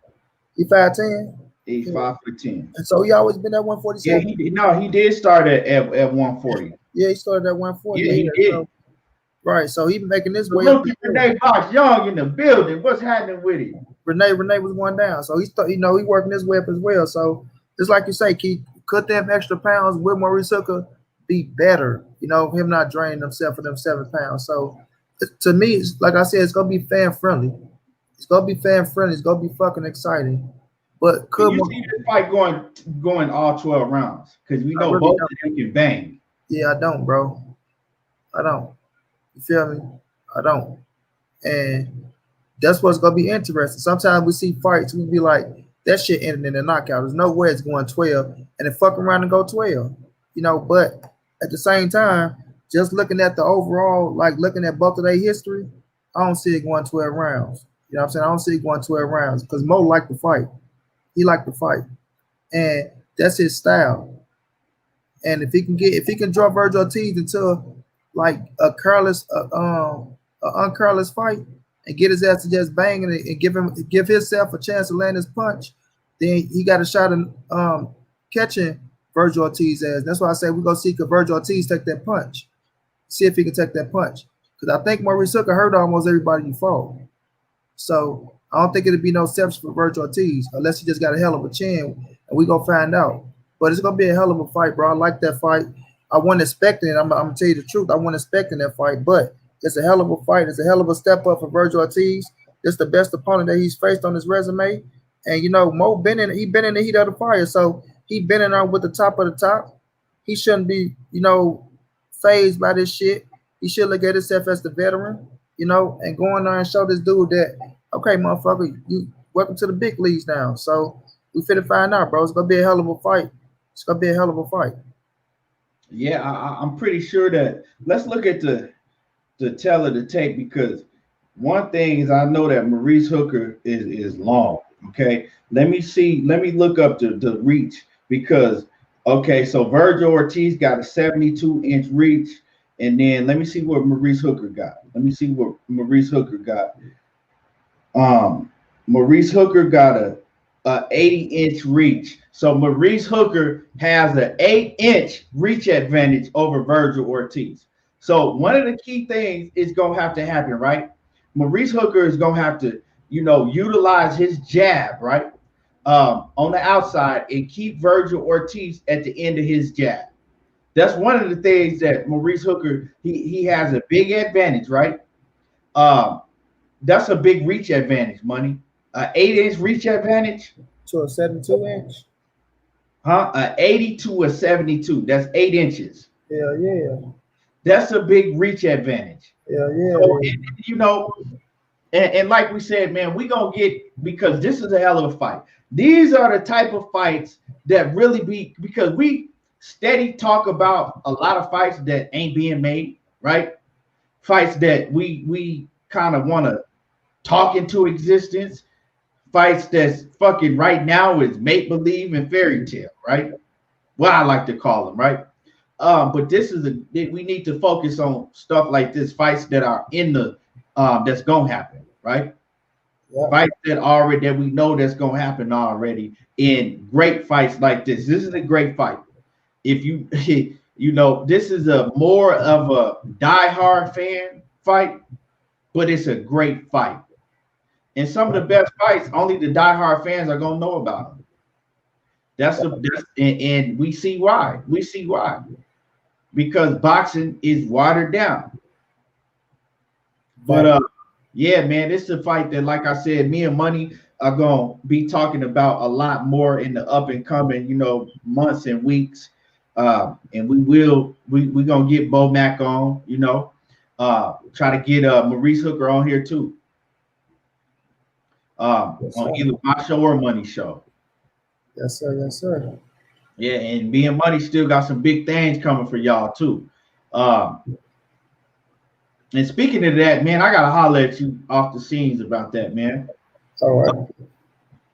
HLD says EBT first time listener impressed by today's sports topics across the board. Keep up the good work. All about sports, no race baiting. Much respect. Got a new subscriber. Appreciate you. Appreciate you, man. Valentine salute. Bernard Burton in the building. He say Ortiz Hooker will be the will that be a title fight? No. I don't think so. Uh-uh. I don't think Salute, Happy Valentine. no. Now before we end it, because I'm finna get up out of here, right? I just want to say this. Do you think, right? Putting Maurice Hooker in the ring with Virgil Ortiz, do you think that's maybe a tactic for Terrence Crawford to be able to you know, see Virgil Ortiz, because that's a potential opponent for Terrence Crawford also, right? You think it's a you know, a potential what do you say, like for Terrence Crawford to be able to, you know, get a better look at Virgil Ortiz? To gauge him. I don't think so. I just think like Maurice Sucker is a hell of a fighter. They ain't going to none to lose. I mean, the Yeah, opportunity presented. Yeah, they know each other. They both from Dallas, so you know Virgil Ortiz is looking for a big fight. You know, you keep screaming out Errol Spence turns, Bud, he won them all. You know, Maurice Hooker probably was presented just like Virgil Ortiz was presented to Maurice Hooker. You know, and both of them himself. Maurice Hooker, that's why I respect him. He don't duck no fights. he He don't don't. duck nothing. You know? Maurice Hooker got a resume. Yeah, you feel me? He could have been like, nah, I don't want Virgil Ortiz. You know, I just got through fighting for world titles. I was a world title. I'm trying to go for this, but shit, he taking on a tough challenge. Taking on a tough challenge. And salute to Virgil Ortiz for getting this type of fight. Because this the fight he needs, like this, is to show that he is who he is. That if he is who he is, I ain't gonna say that he is who he is.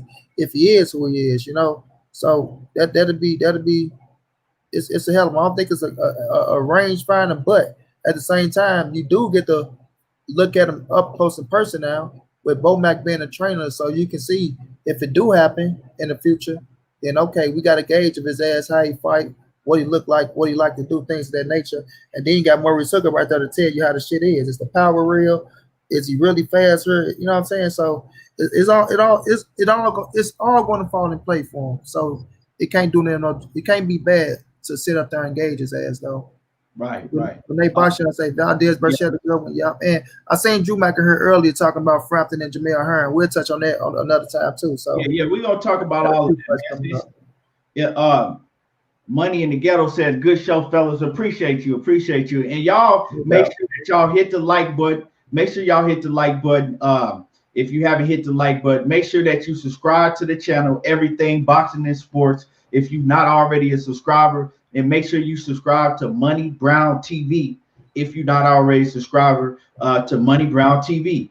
Renee Box Young says that he think that Bud is levels above Ortiz at this point. Me too. I do too. I do too. I agree with you, Renee. And Money in the Ghetto says Bud can handle Ortiz. Ortiz fights on adrenaline. Knockout Boxing 86 TV says fire as always. Yeah, man. And we appreciate all of y'all. We gonna get ready to get up out of here. Money, before we get up out of here, give them your last words and let them know what's going on later on and what time. Much love to everybody out there, man. We appreciate y'all for riding with us. Continue to follow us, man. Y'all follow me on Money Brown TV. You know, we going live tonight at 8 p.m.